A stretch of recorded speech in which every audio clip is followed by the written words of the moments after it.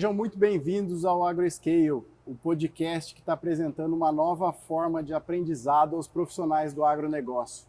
E hoje nós estamos aqui num lugar muito especial, vocês vão ver que lugar bacana que a gente está e o nosso convidado também é muito legal. Mas antes de apresentar o nosso convidado, eu queria convidar você a seguir a gente nas nossas redes, no Instagram, no YouTube, no Facebook, @AgroScale, siga os nossos conteúdos, inscreva no canal, que tem muito conteúdo bacana e a gente está trazendo material diverso aí, além dos podcasts, tem também materiais aí excelentes para desenvolvimento pessoal de você que está aí na graduação, pós-graduação, se formando no agronegócio, ou você que já é atuante aí e quer dar uma guinada na tua carreira, quer alavancar, aprender coisas novas, ver exemplos de gente que fez e construiu coisas relevantes no agronegócio, acompanha o nosso podcast, que está muito legal.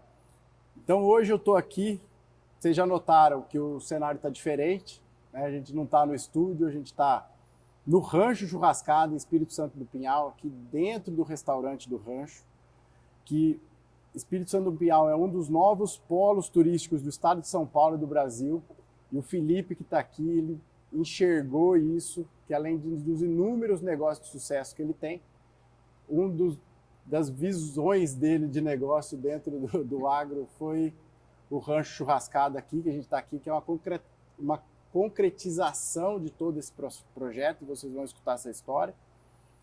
E eu espero que seja um programa que vai ter muita coisa boa, muito insight legal para vocês acompanharem aí com a gente. Felipe, bem-vindo ao AgroScale. Obrigado, Edinho, pelo convite e por virem até em casa, né? Semana corrida, tô até de espora aqui, cara. Chegaram, eu tava até no meio aqui, cuidando dos bois, do cavalo. Do jeito que a rotina nossa permite, né, Felipe? Total. Quem é do agro sabe que não para, né? A vida é fazendo 24 horas, né? A gente não para.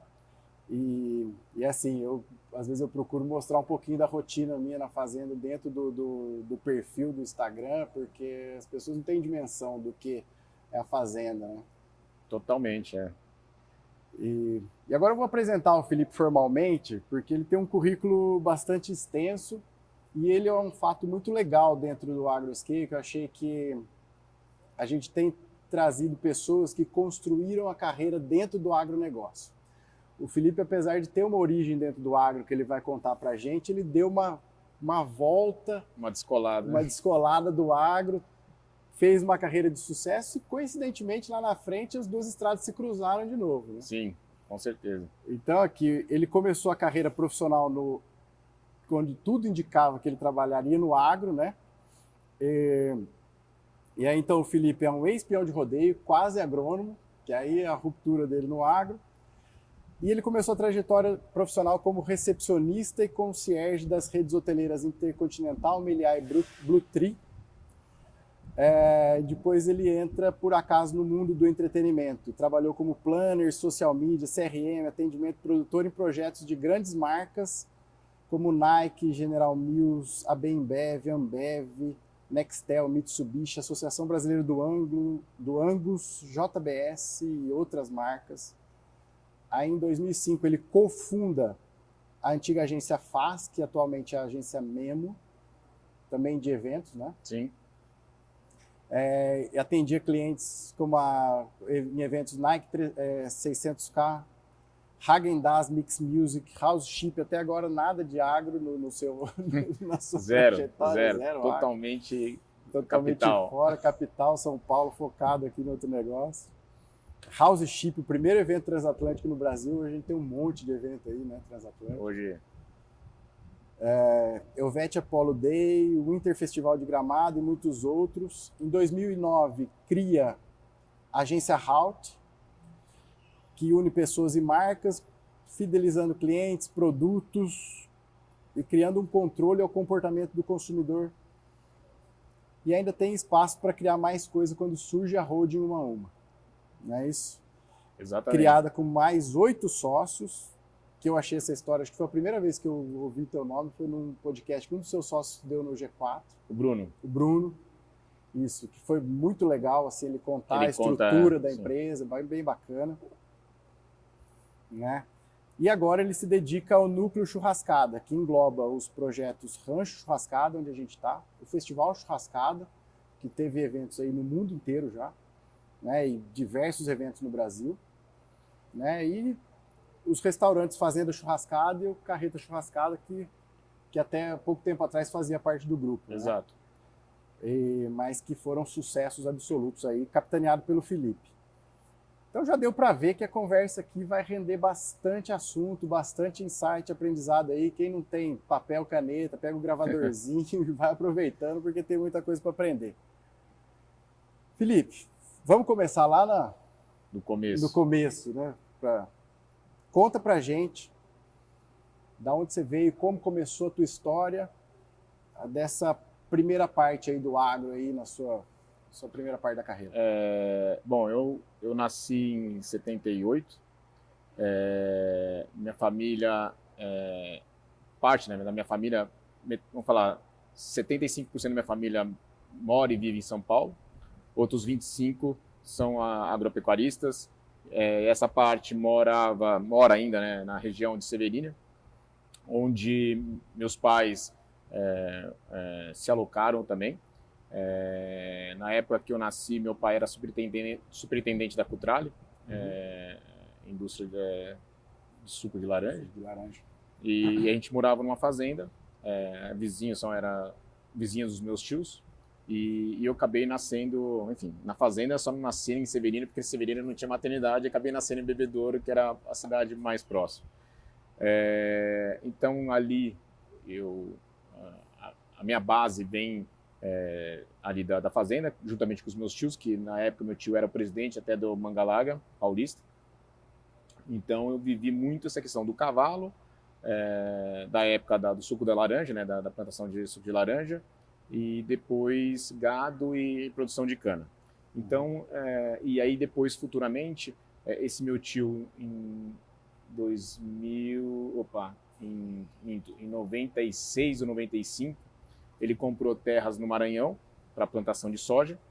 E aí foi aonde que ele me chamou, falou, olha, ele tem um filho, né, que é a pessoa que administra hoje o negócio da fazenda. E aí ele me inscreveu num curso de técnico agrícola, ou fazer um estágio em técnico agrícola nos Estados Unidos. E aí foi onde me despertou, falei assim, puta, eu vou ajudar e vou trabalhar, enfim, nesse meio do agronegócio, que até ele já estava mais inserido.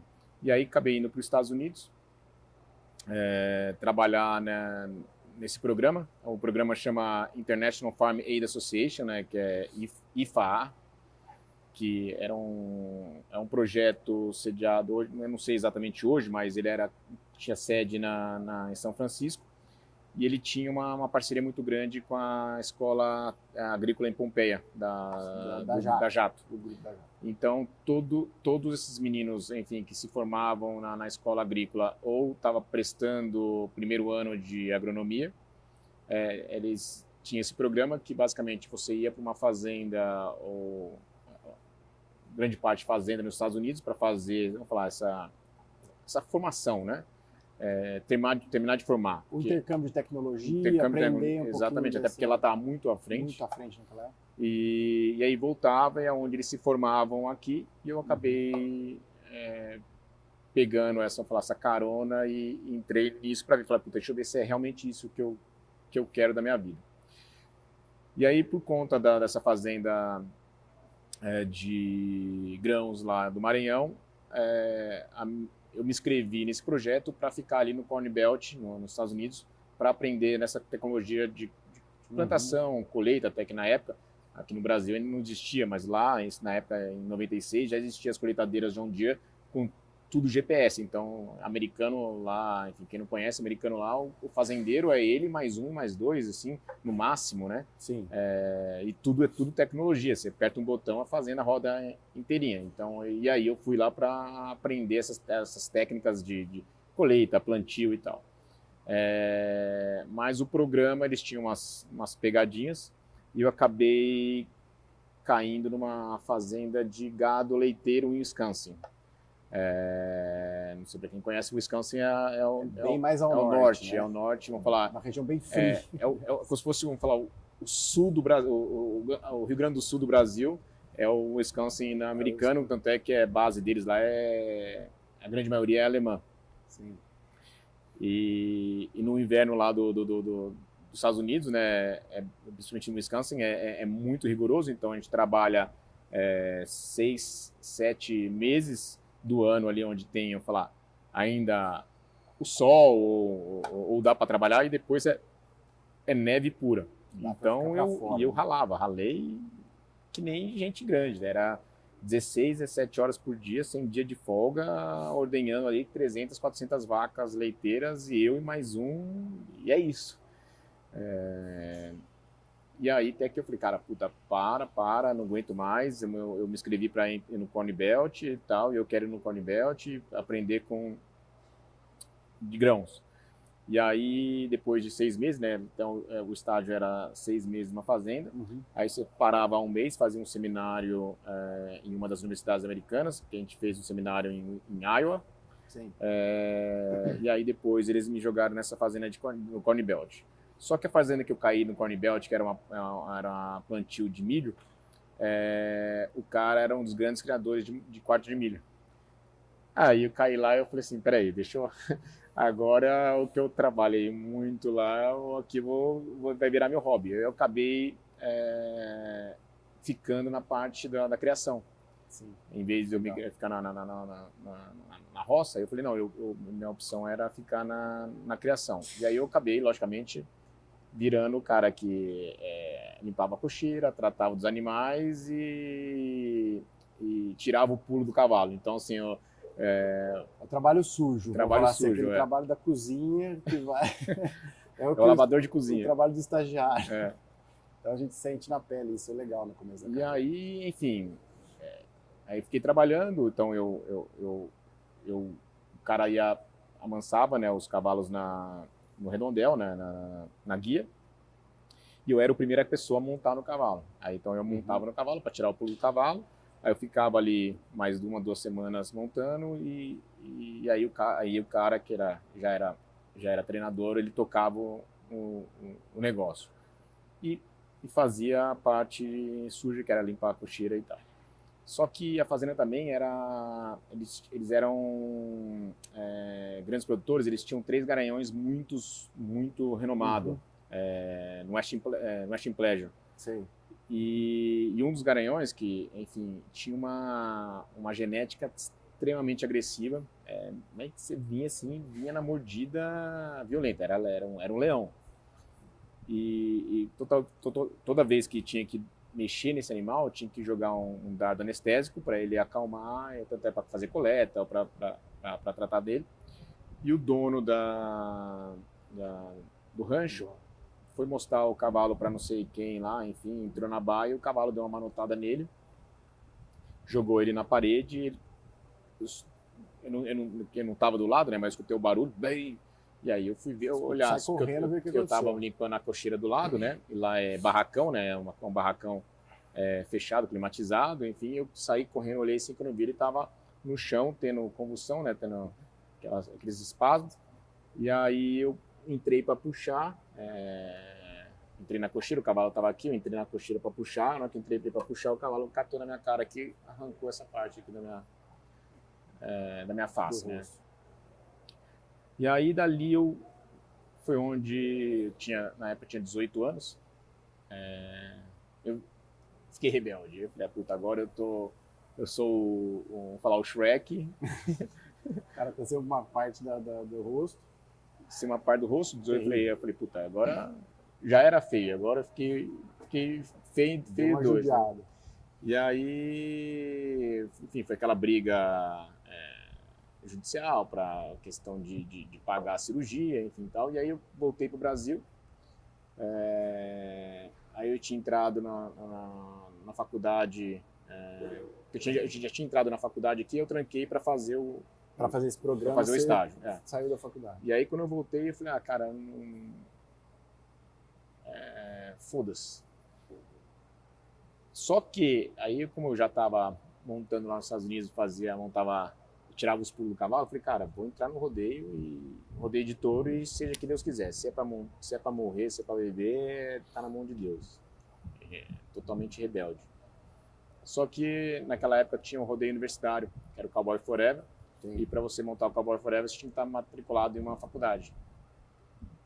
E aí, o que eu fazia? Então, eu deixei a matrícula rolando.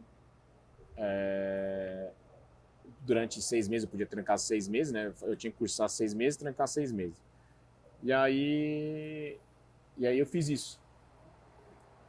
E comecei a montar em rodeio, só que me estrupiei, enfim, montei em Barretos, competi durante 7 anos, competi profissional.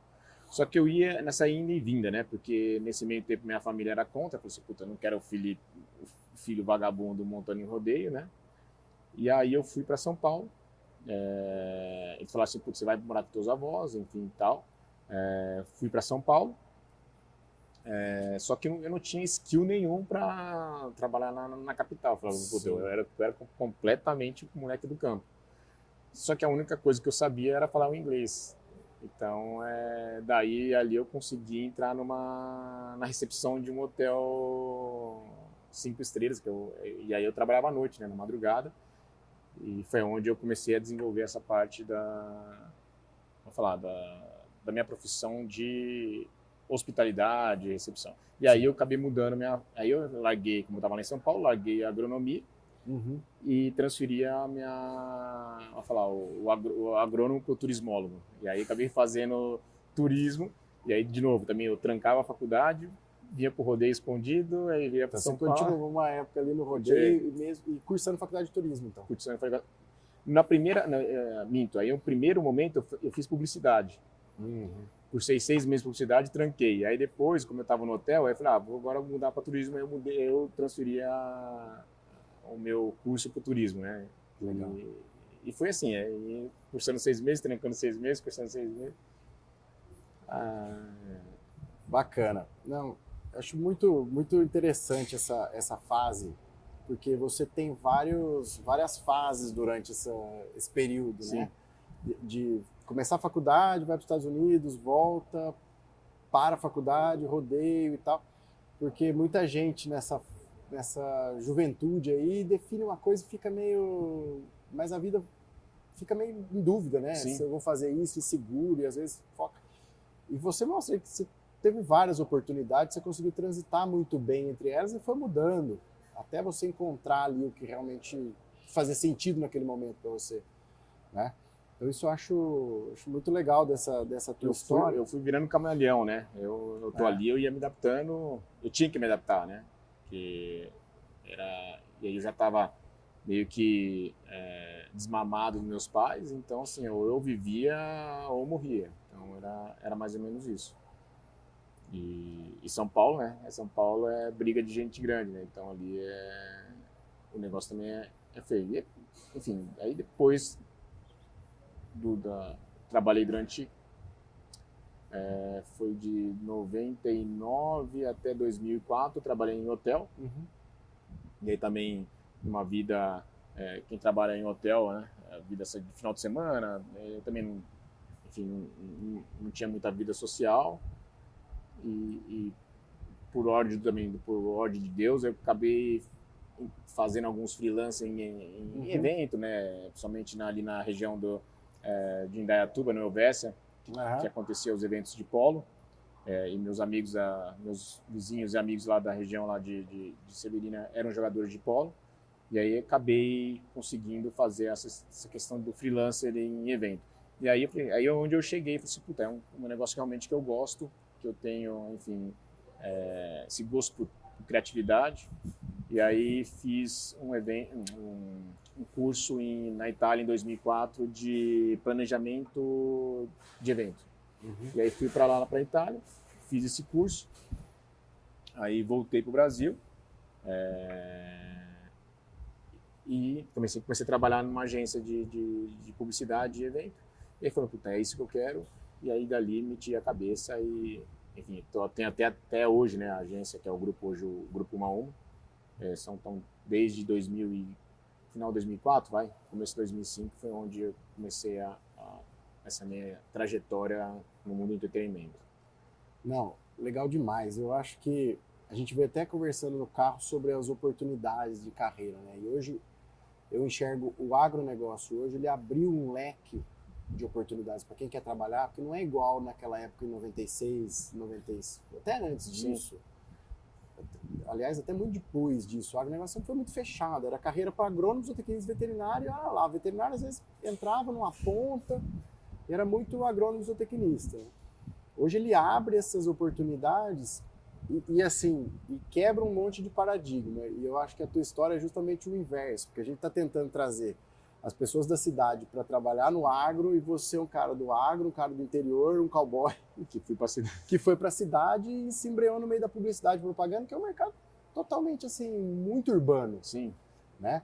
E esse do entretenimento, onde você, depois a gente pode até falar o tipo de evento que você trabalhava aqui,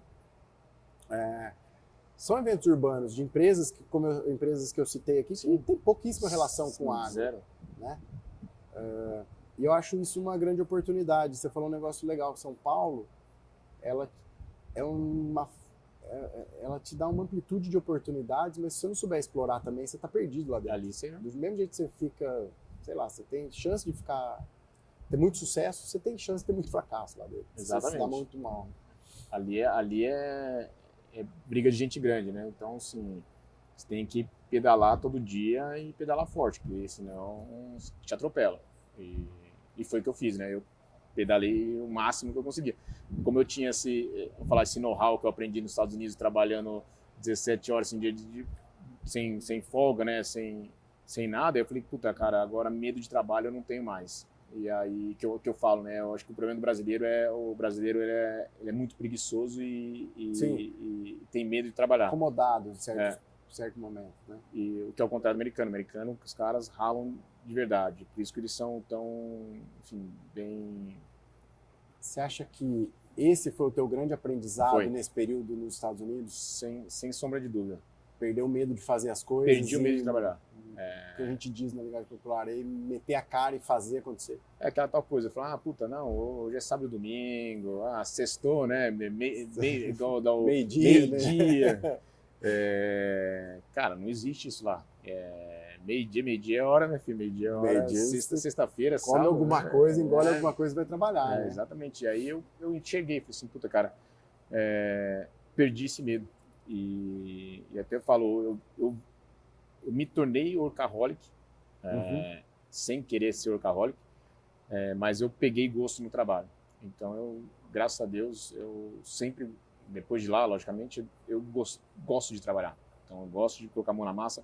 Sou esse cara, enfim, que vai para o campo, se precisar pegar uma enxada, eu pego sem problema nenhum. Se também precisa ficar sentado ali no camarote, eu também não vou negar, mas isso foi minha grande guinada foi a ida para os Estados Unidos, sem dúvida. Que esse foi o teu grande aprendizado lá dessa. Sim.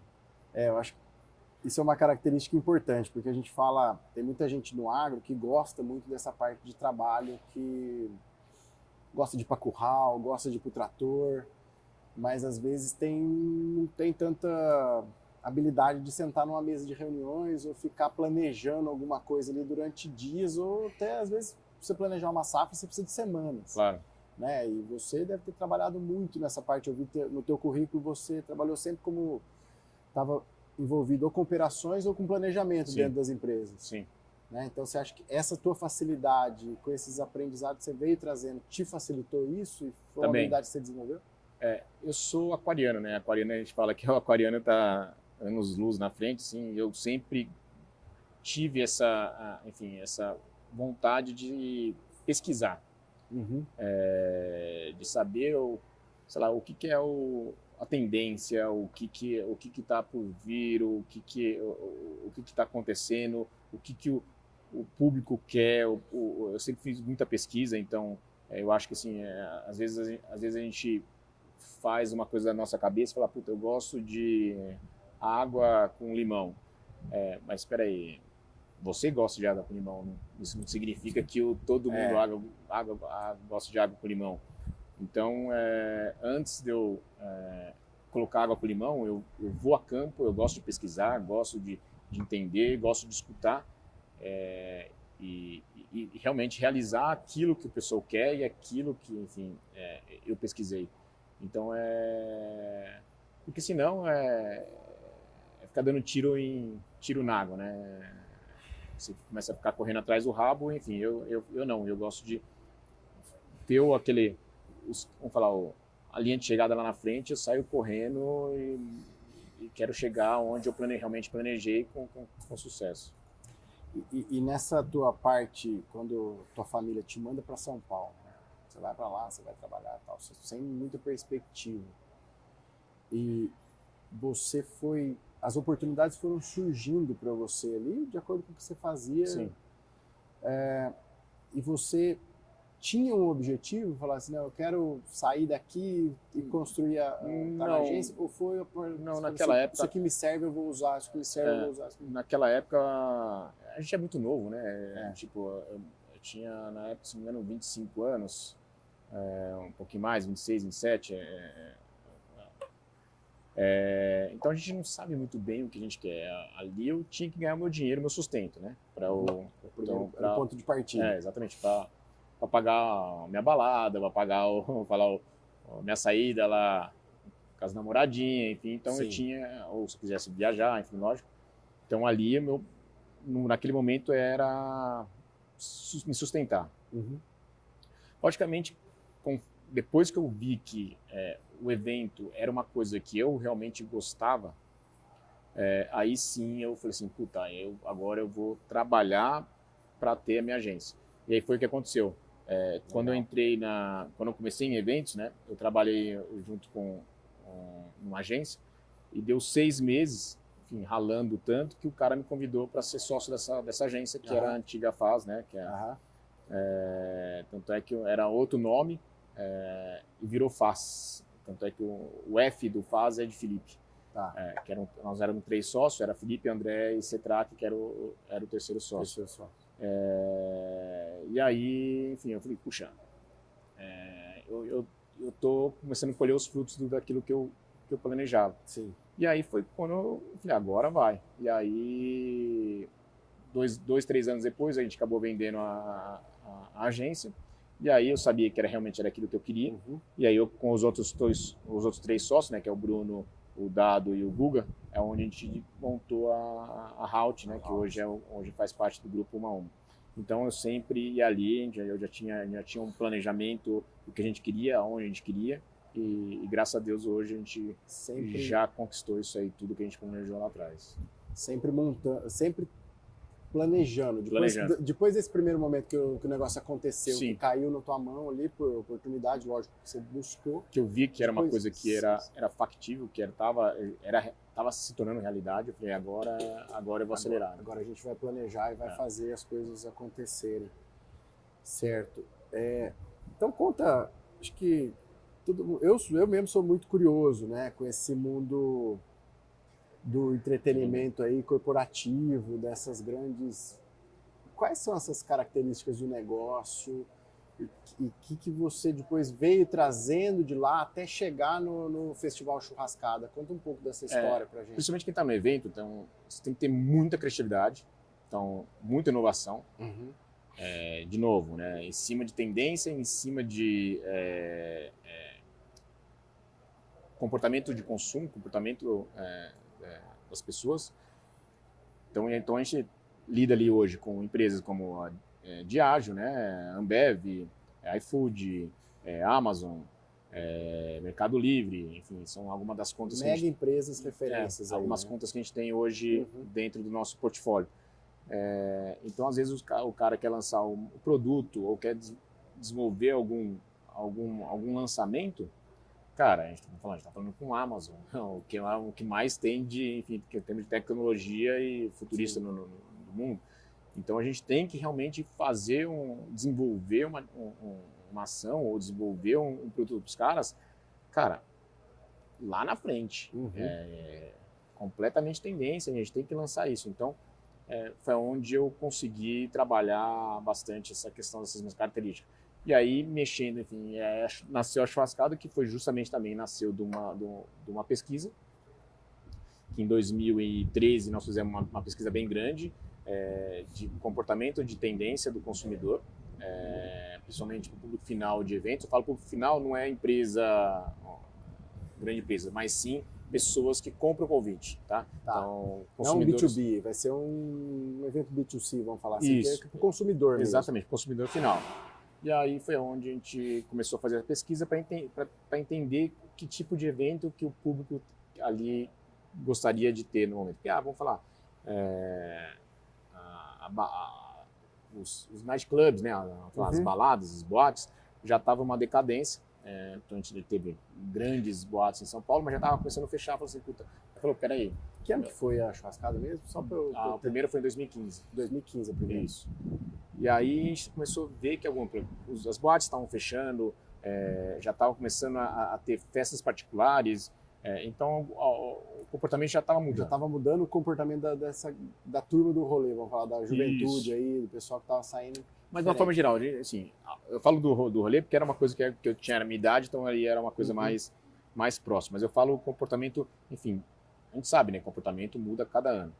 E aí a gente fez essa pesquisa, era uma pesquisa grande, e aí dali nasceu que a próxima tendência era eventos voltada para o food service. Então era envolvendo comida.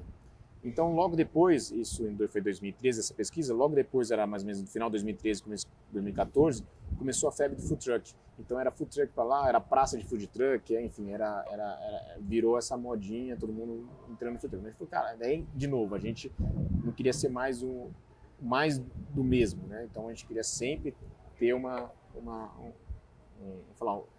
passo acima. E aí a gente pegou e falou, cara, puta, o que o brasileiro gosta? O brasileiro gosta de churrasco e feijoada. Tá bom, existe algum evento, já que agora a moda é evento gastronômico, existe um evento de churrasco? Puta, existe as costeladas lá no Mato Grosso, lá na parte do sul, enfim, tal, essa questão de galinhado, tal, mas não existia um evento de churrasco completo. Eu falo que churrasco completo onde engloba todos os cortes, tá? E aí a gente começou a pesquisar, chegou com um modelo nos Estados Unidos, que era de um evento que chamava Mitopia, ou Mitopia, que justamente tinha isso, né? Eles tinham várias estações e cada estação era servido um tipo de corte diferente. Logicamente nos modelos americanos, não era muito defumado, enfim, aquele churrasco americano. Daí a gente falou assim, puxa, vamos nacionalizar algo disso aí. E tanto é que a churrascada é o nome mais brasileiro, direto e reto. Comunicação direta. Então a gente falou, cara, vamos nacionalizar na veia e fazer um negócio direto. E foi daí que partiu a churrascada, né? De novo, mais uma pesquisa e sobre, enfim, tendência e tal. E aí a churrascada nasceu basicamente num evento onde a gente tinha todos os cortes de todas, enfim, era bovino, suíno, ovino, né? Só que a gente tinha uma coisa bem bacana que era o aproveitamento total do animal. Então a gente desperdiçava, vamos falar, o peito, que até então era considerada carne de segunda, ou o que eles chamavam de granito na época.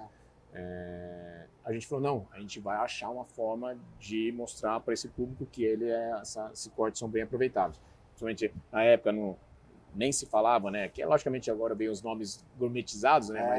Mas o Denver, o Flat Iron, enfim, a paleta de dianteiro eram carnes a 100, né? Eram carnes completamente descartáveis. Era para virar carne moída,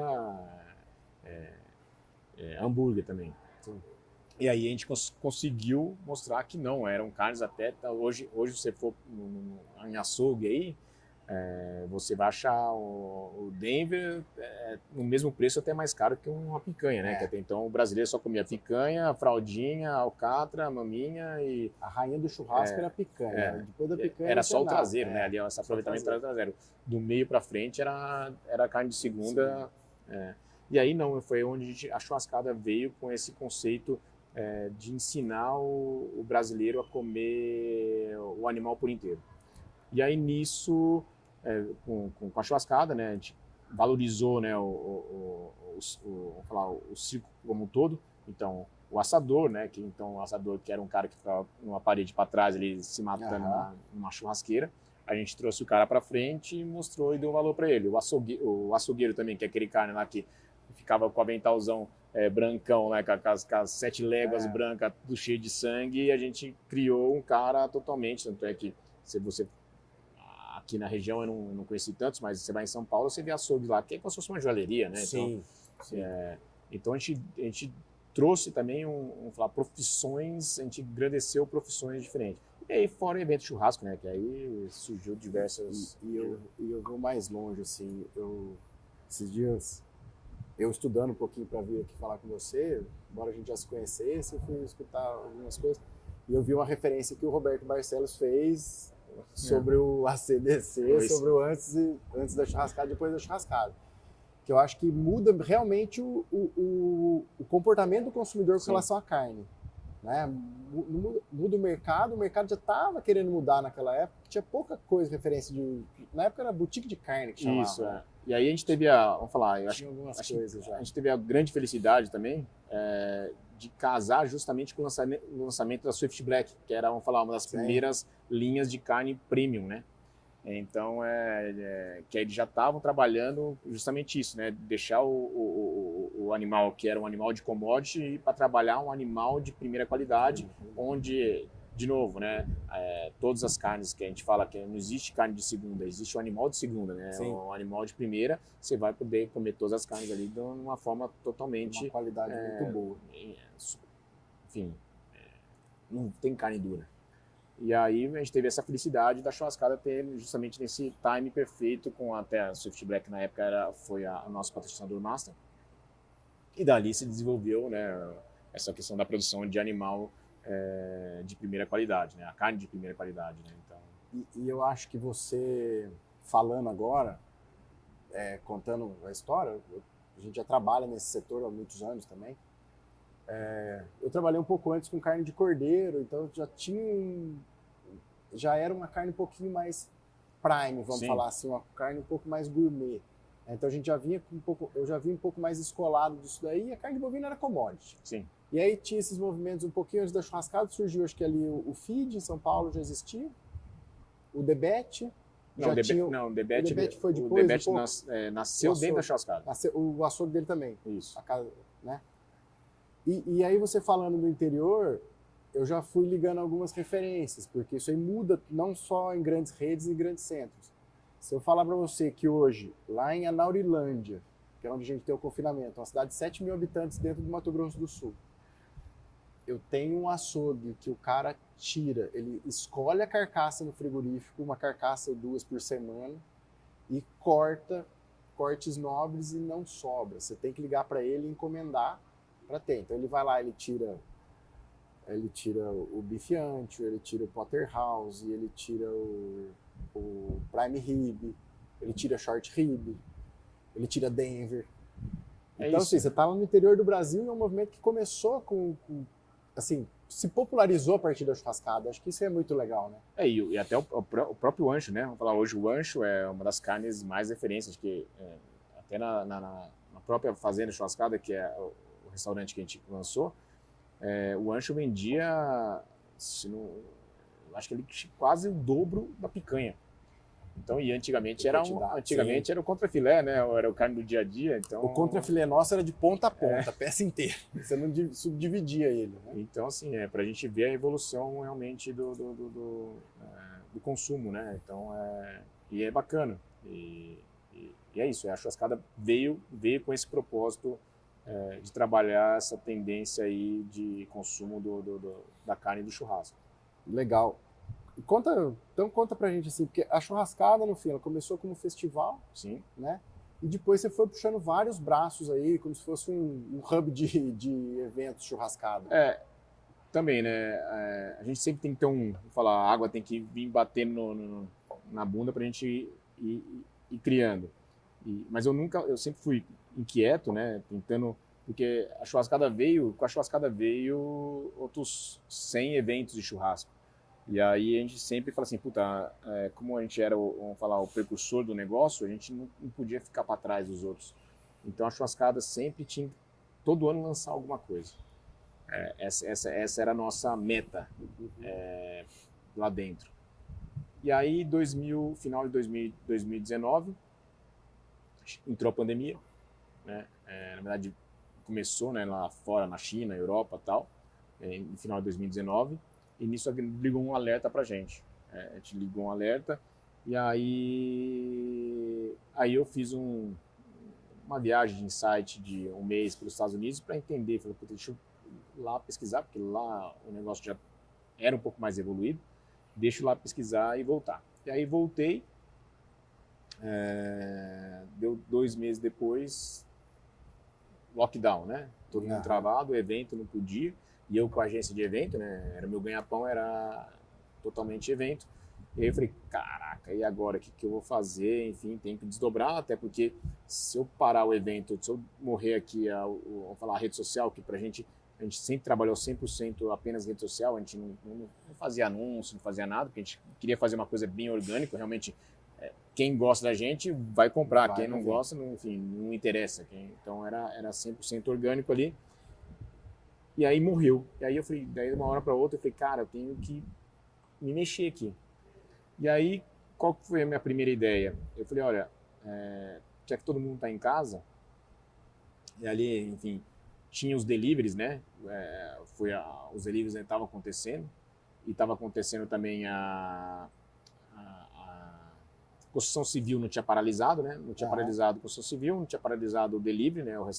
Enfim, a questão de restaurante já tinha paralisado, e o evento estava bloqueado.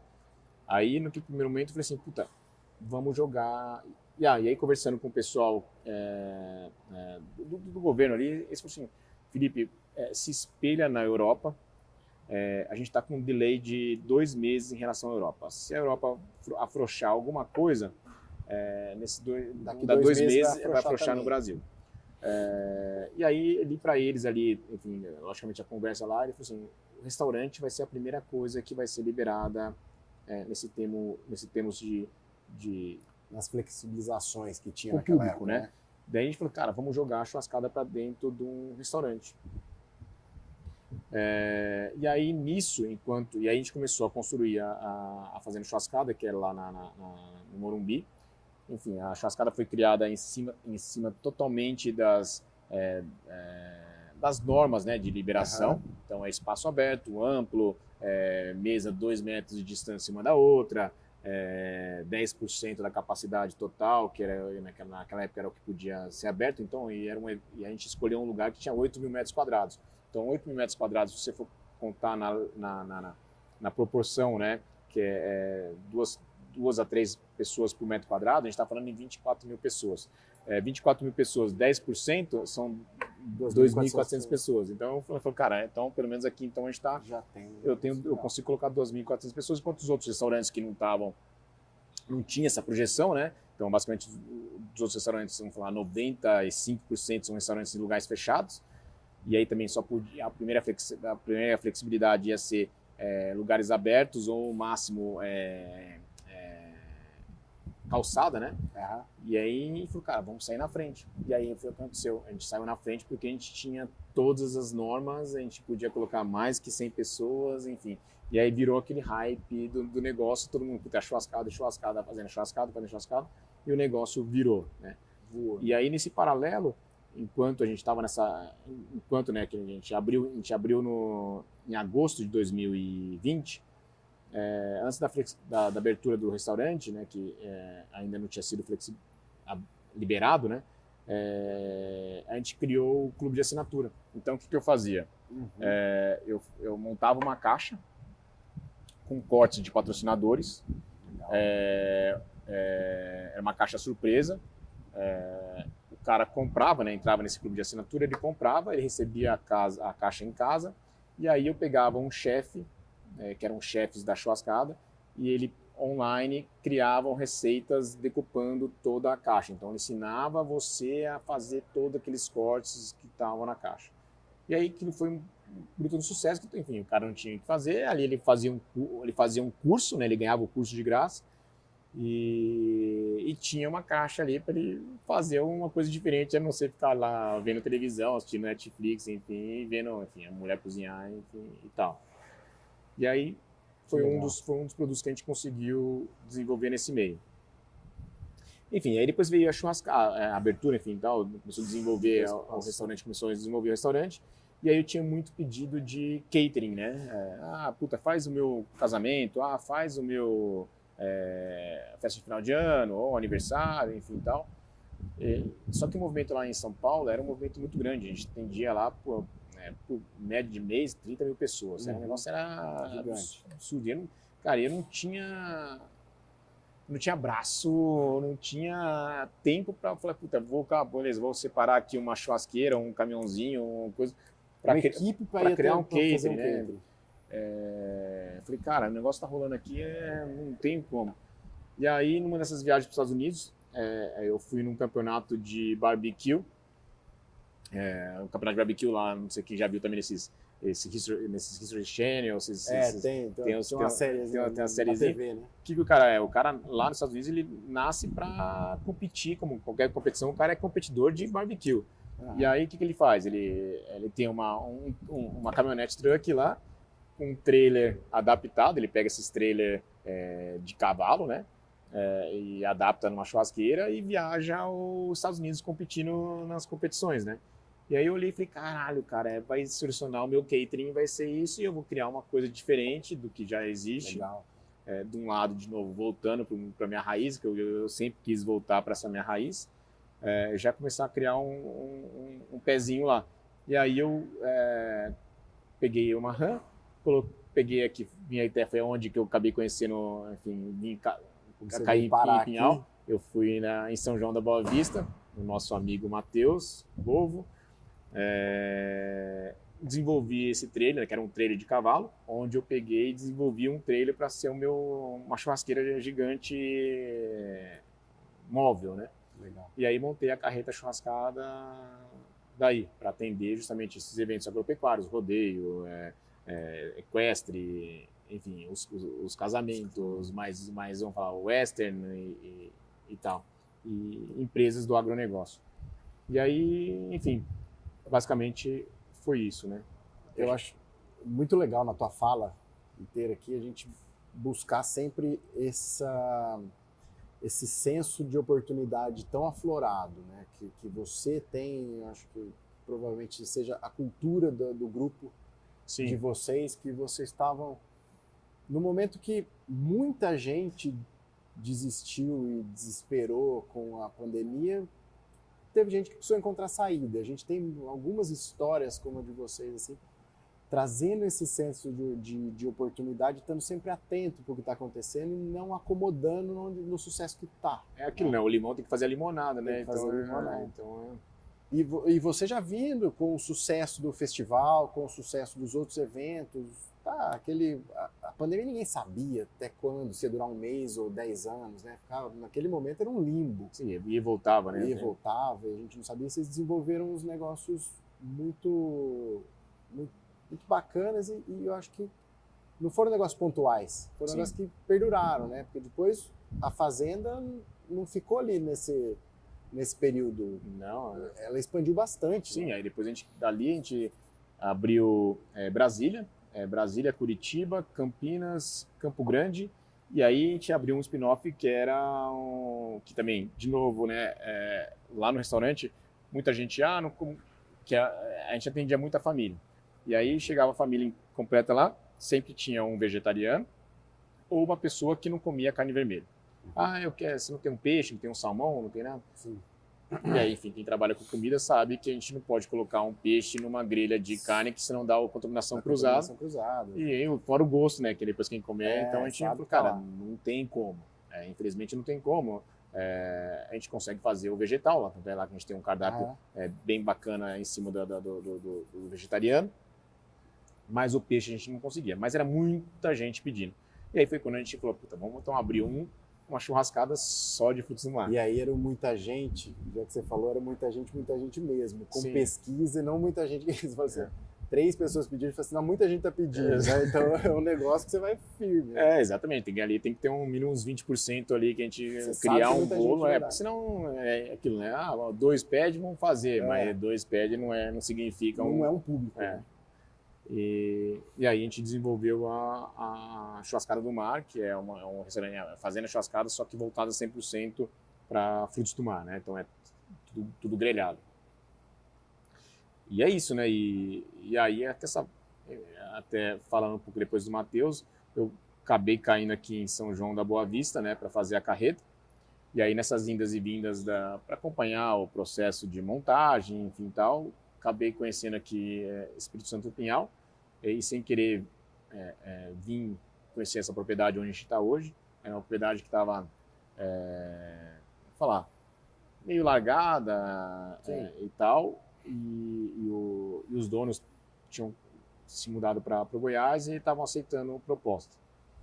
E aí comecei e falei, puta, eu tinha assistido já o Yellowstone, né? A gente fica alucinado, alucinado, querer entrar dentro da tela, viver aquela realidade que é muito bacana. E aí eu peguei e falei, cara, eu olhei isso aqui, olhei aquilo lá, porque ele se passa em Montana, né? Que é uma região montanhosa. Eu falei, caraca, é isso. Só não tem neve aqui. Aí eu peguei, falei com os meus sócios lá em São Paulo, falei, cara, eu tenho um projeto de vida, tô me mudando pro interior. Aí falei com a minha esposa, né? Falei, você topa mudar? Ela falou, puta, topo, tal, vamos embora, você é meio louco, mas vamos aí. E aí falei com os meus sócios, falei, cara, eu tô me mudando pro interior, achei um projeto da minha vida, que é o que eu tenho guardado comigo lá dentro. E aí disse, enfim, não, puta, a gente vai junto, tal, tora o pau. E lá dentro, né, como nós somos hoje em 9 sócios, o Grupo Maúmas tem basicamente 9 empresas e cada um toca com uma frente diferente. E naquela época, como eu tocava o núcleo churrascada por inteiro, né, e eu gerenciava os restaurantes em São Paulo, aí eu falei, só que é o seguinte, eu vou ter que deixar de lado um pouco o restaurante até para fazer o negócio acontecer. E aí acabei ficando um pouco de lado e aí acabei me desprendendo muito, né, do negócio. Foi daí que é onde recentemente a gente recebeu uma oferta, e aí eu já estava com a cabeça totalmente muito aqui, né? Já estava aqui, já estava já em obras aqui, e aí eu falei, cara, vamos aceitar a oferta, enfim, acabamos vendendo a participação do restaurante, da carreta, enfim, dos eventos. E aí agora hoje eu estou aqui totalmente voltado para o 100% aqui, 100% aqui. E aí acabei voltando a resgatar o Felipe antigamente, né? Então, agora já estou mexendo de novo com cavalo, mexendo de novo com rodeio, enfim, são projetos que agora a gente acabou de desenvolver a pista aqui, né, no rancho, que são projetos eventos, né, que eu vou acabar ativando de novo. Então, aquele ciclo, né, girou e voltou no agro. Foi a hora que volta para dentro do agro. Antes da gente falar um pouquinho do projeto aqui do rancho, você tocou um negócio que eu achei bem legal. Vocês falaram, vocês são 9 sócios no grupo, que a gente já tinha falado, e cada um toma frente de um braço do grupo, é isso? É isso. E você acha que esse é um dos segredos do sucesso do grupo? Porque a gente sabe, assim, sociedade é uma coisa complicada e a gente precisa desmistificar aqui, né? Eu não quero entrar em mérito mas assim, a gente precisa dos bons exemplos para que as pessoas aqui, às vezes, no agro tem muito assim, não tem muito exemplo de sociedade, mas a gente tem muita questão de sucessão familiar e às vezes os sócios são pai, filho, irmãos, e aí tem um problema, uma dinâmica às vezes de interesse e aí acaba gerando outros problemas. E para trazer esse exemplo, né, você acha essa dinâmica que vocês criaram, vocês descobriram, como é que vocês chegaram nessa dinâmica de sociedade? Até, agora não sabia, eu sou meio ruim de data, se não me engano foi em 2000 eu acho que foi, se não me engano foi em 2016 ou em 2017 que a gente teve essa mudança, né? Que a gente criou a Halt em 2009, e aí, se não me engano, foi em 2016 ou 2017, não me recordo agora exatamente. Até lá, nós éramos 4 sócios, e cada um tinha era agência, né? E cada um tinha ali uma frente. Então, um trabalhava no administrativo, outro trabalhava no atendimento, outro trabalhava na produção e outro trabalhava no planejamento. Então, eram funções diferentes dentro do mesmo negócio. Dentro do mesmo negócio. E aí a Halt, né, nasceu com vou falar, duas frentes, né? Que a gente fala que a frente do consumidor final, que é o B2C, e a frente corporativa, que seria o B2B, que vamos falar, não é B2B, mas enfim, era atender empresas, desenvolver os eventos corporativos. Então a gente atacava nessas duas frentes. Só que um grande diferencial da Halt naquela época era justamente trabalhar o consumidor final. Por quê? Porque dali que a gente enxergava o comportamento e as tendências de mercado. Então a gente desenvolvia eventos que a gente vendia convite para esse público. Então a gente tinha, vamos falar, grande parte do consumidor de São Paulo, da capital, tá? Do AAA na mão. Então a gente sabia o que as pessoas queriam, as pessoas gostavam, o que eles queriam para frente. Então, em cima desse comportamento dos nossos eventos proprietários, a gente desenvolvia as ações para o corporativo. Então a gente fazia muitas vezes o cara desenvolvia um produto e a gente fala assim, cara, só que o seu produto ele é vermelho, mas esse público AAA ele gosta mais do azul. Então a gente conseguiu ali adaptar algumas coisas e eles tiveram uma forma mais assertiva de venda ou enfim de lançamento, e aquilo começou vamos falar, a trazer cada vez mais clientes para a gente. Só que na época nós éramos 4 jovens ali trabalhando, e aí eu casei, o outro casou, eu comecei a ter filho. Aí eu já não ia mais para balada, eu já não acompanhava já aquele amigo lá, ou aquela pessoa ali em todos os eventos. E aí a gente começou a enxergar que a gente estava perdendo um pouco desse nosso diferencial. Então a gente começou a procurar, vamos falar, agências e modelos no mercado iguais aos nossos, só que mais jovem. Então gente que conseguia ganhava mais uns 5, 10 anos ali para frente. Sim. E aí a gente chegou um grupo que chamava Fishfire, que eram 5 sócios na época, que tinham essa mesma cabeça que a gente. A gente falou assim, cara, vamos fazer o seguinte, vamos desenvolver um método que hoje lá a gente fala que também no começo foi muito difícil, mas hoje a gente criou, a gente aproveitou os 9 sócios, enfim, desdobramos os 9 sócios e criamos 9 empresas que fazem parte do ecossistema de um evento. Então, empresa de som, de agenciamento de artista, a parte de assessoria ou influenciadores, enfim. E aí, nisso, a gente se respeita muito porque cada sócio virou dono de uma empresa. E nessa empresa, então eu cuido da churrascada, né? Que virou, quando a gente fez a fusão, a churrascada já existia e já era um projeto gigantesco. Então, como eu já tinha essa veia ligada ao projeto, eu já estava muito engedrado, então eu falei, puta, deixa eu tocar essa parte, e foi onde eu acabei tocando, que basicamente é a única empresa que não é do ecossistema do evento. Fora daquele ecossistema urbano, né? Vamos Sim. falar assim. Né? E aí, por ser um organograma horizontal, então o que a gente faz? Então, a gente tem apenas a meta final do budget. Então, eu tenho um budget lá, na verdade, uma meta de faturamento.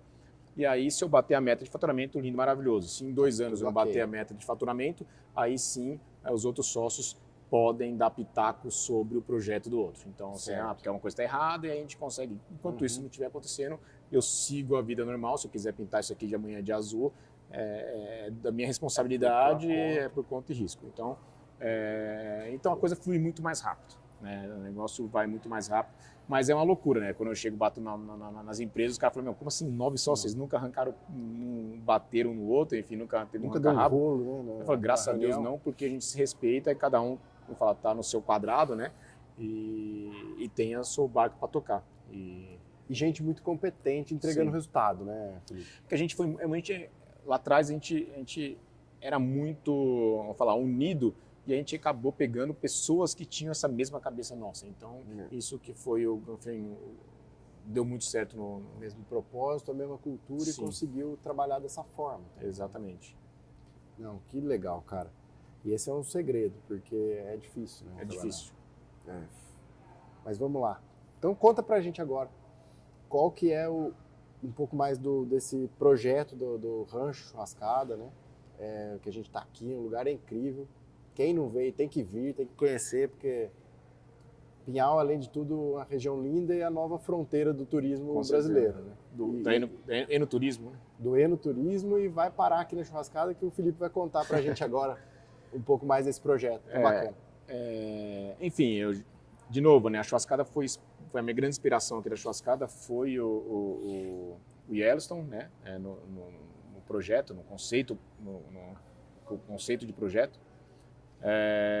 E aí quando a gente tem alguns sócios, né, o Juliano, que é outro nosso sócio aqui, que também tem essa mesma, gosta dessas mesmas frentes, essa mesma cultura, e acabou dando certo. Só que lá atrás, enfim, por ter nascido na fazenda, por ter iniciado toda essa questão do campo, e os meus amigos lá, a gente fala até o brinco, a playboyzada lá de São Paulo, né? Cara, se eu falar ali 80% não tem a mínima noção do que acontece porteira dentro, né? Cara, se eu falar que é um pé de tamarindo, o cara não sabe o que é tamarindo, nunca chupou um tamarindo. E se for, enfim, muita gente conta essa piada, mas se você for numa escola em São Paulo, a questão do leite vem da caixinha é real. É real, sim. Ainda mais agora, nesse mundo moderno que a gente vive de rede social, não sabe que o leite vem da vaca, ou o ovo da galinha, ou enfim. Só fazer um parênteses aqui, te interromper, desculpa. Mas assim, eu acho que tem um negócio bem interessante que você falou, que assim, eu acho que o agro, a gente se comunica muito bem internamente. A parte técnica, a parte de propagação do nosso negócio entre nós. Sim. Mas a gente comunica muito mal no público da cidade, que é o consumidor final. Sim. Do nosso produto, né? Até o Tejon tem um livro, que eu acabei de comprar o livro, ainda não li, falando muito sobre isso, sobre o marketing de comunicação com o público em geral. E a Churrascada fez muito bem isso no festival. Sim. Né? Trouxe essa modernidade da carne, esse modelo de consumo de carne que está funcionando. Que é isso que a gente gosta, né? Eu gosto de ter essa coisa didática e ensinar, né? E aí, enfim, o nosso governo, né, cada vez mais descendo a lenha no agro, cada vez mais o agro é responsável pela poluição, o agro é responsável por tudo, o agro é responsável por isso. Eu falei, cara, eu vou criar um projeto porteira dentro, aonde eu vou ensinar, principalmente para o cara da cidade grande, né, o que acontece porteira dentro, enfim, o que é real no agro, o que é real ali pra gente. Então, é justamente isso. Então, a gente montou cabanas, né, na montanha, a gente está a 1.250 metros de altitude. E aí eu quero ensinar ali no dia a dia. Então, a gente vai ter a experiência da vaca. Então, as crianças, na manhã, vir aqui ordenhar a vaca e tomar, que nem, tem aquela coisa de resgatar a infância, de tomar o leite na caneca com achocolatado, de ir poder tocar o gado, fazer o manejo no meio do campo, do ovo da galinha, puta, eu quero fazer o meu omelete, ou meu ovo, aí vai lá buscar lá o ovo lá no galinheiro, e enfim, aí outras questões, né? Então, a questão do bem-estar, né? Então, das minas d'água, a gente tem 12 minas de água aqui, sendo 2 delas de água mineral já catalogada, então ir lá beber direto da fonte, coisa que, enfim, também o cara acha que a água Ninguém mais tem essa experiência. A água vem da garrafinha também. Sim. Então, e criar essa questão do aproximar do campo, né? Então, cuidar da natureza, dos animais, então a gente tem também trilhas ecológicas, então a gente está catalogando diversas árvores,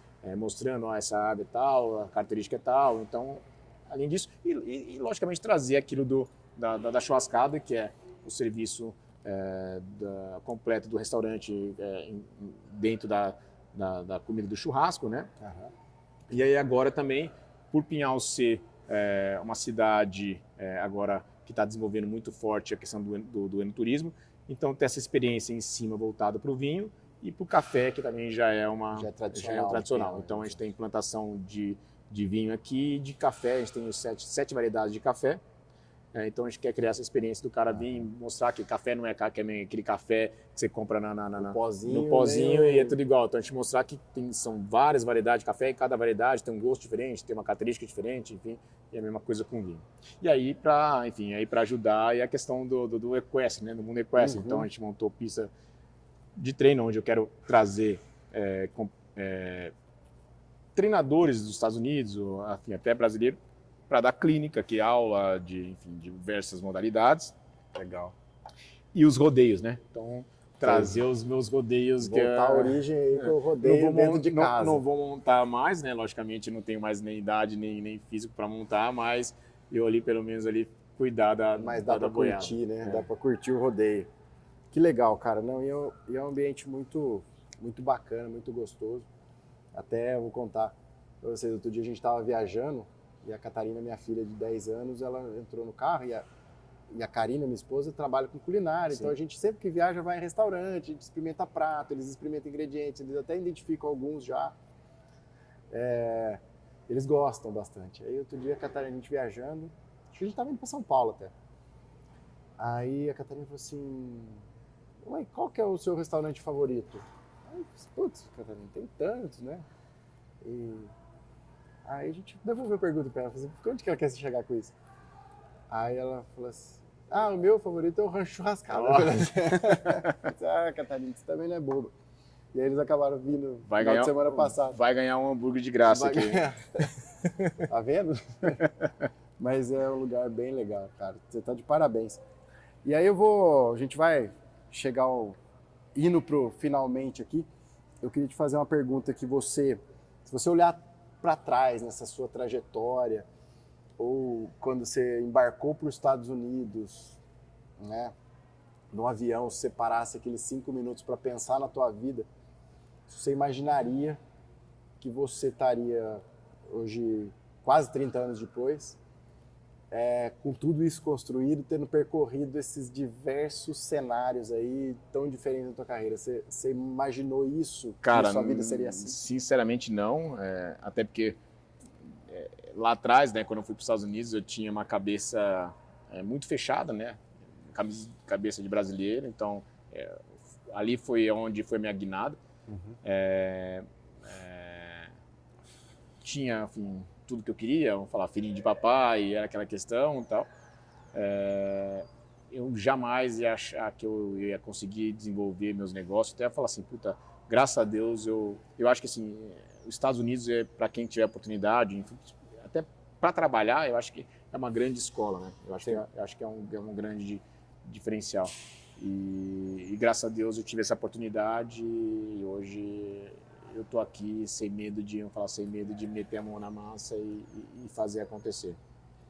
Então, que bacana. Então acho que assim, fica aí registrado aí grandes oportunidades, né, cara? E tá sempre aberto, sempre atento. E essa é uma coisa que a gente precisa no agro. O agro hoje abre um grande leque de oportunidades, não só para agrônomos ou tecnistas veterinários, né?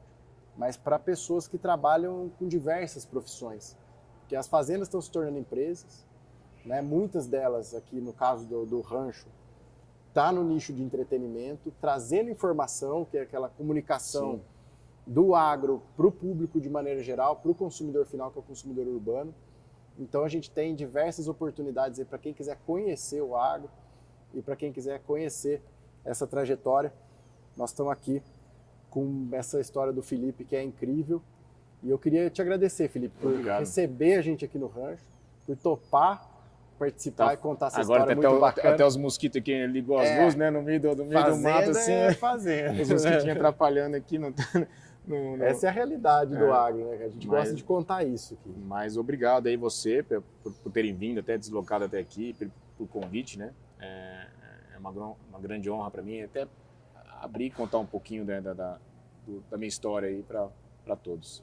Então, Felipe, eu vou te agradecer mais uma vez e deixa aí as redes sociais, como você pode ser localizado aí, você, as empresas então, assim, na internet. A minha rede social, né, Felipe Aversa, @Felipe Aversa, e rancho.churrascada, né, e Grupo Uma Uma. São essas, vou falar, as duas empresas aí são maiores. essas três referências aí, vocês procuram aí Então, Rancho.churrascada, Felipe Aversa e Grupo Uma Uma, sem H, tudo junto, Uma Uma, normal. E também aí as nossas redes sociais, agroscale.br, você segue aí, segue o nosso canal no YouTube e no Spotify, com conteúdos aí cada dia mais incríveis para o seu desenvolvimento. Um grande abraço para vocês e até o próximo episódio.